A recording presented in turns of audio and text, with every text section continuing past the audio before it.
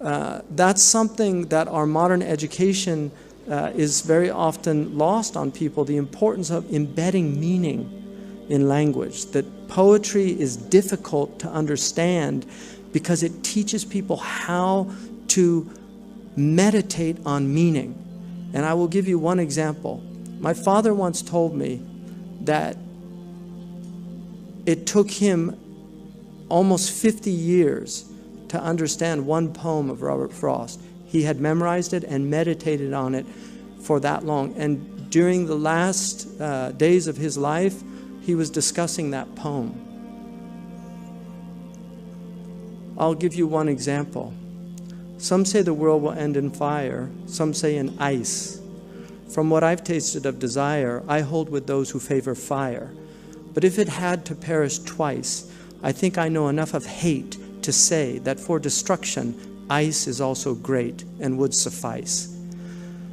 What Frost is talking about there is the essential human problem, what are called the hot sins and the cold sins. The hot sins are sins like human appetite, the desire to consume, ahlaktu malan lubada, this desire to consume, the desire to explore sexual appetite without limits, the desire to eat without boundaries. Much of the world right now that's called developed or advanced is deeply embedded in appetites. They're literally destroying themselves with the sins of fire. And if you look at the inequality on this planet, in the other places, it's the cold sins that are eating them up. The sins of hatred, the sins of resentment, the sins of envy. These are cold sins. And what he's saying is, I think it's fire that's going to destroy us. It's our human appetites because they override our reason. This is called the concupiscent soul in traditional ethics. But it might be the irascible soul. It might be the emotional soul of anger.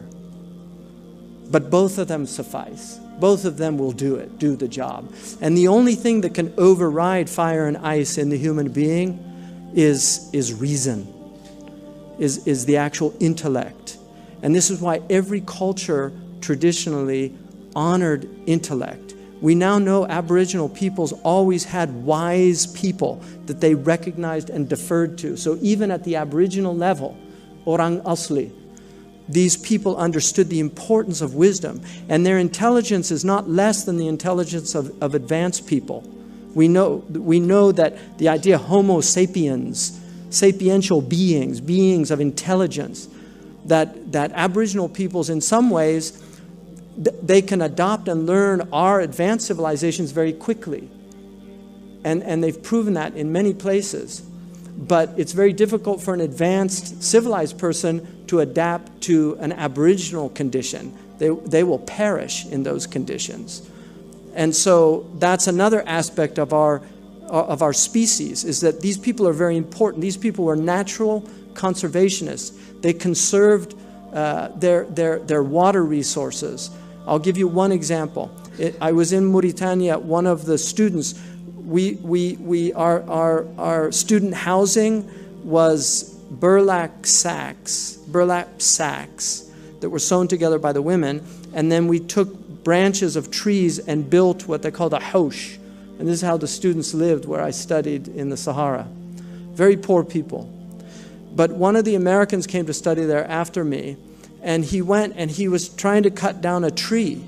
And one of the illiterate people, when he saw him doing that, he ran to catch up with him. And when he caught him, he said, "What are you doing?" He said, "I'm cutting the tree down." He said, "What for?" And he said, "To build a haush." He said, No.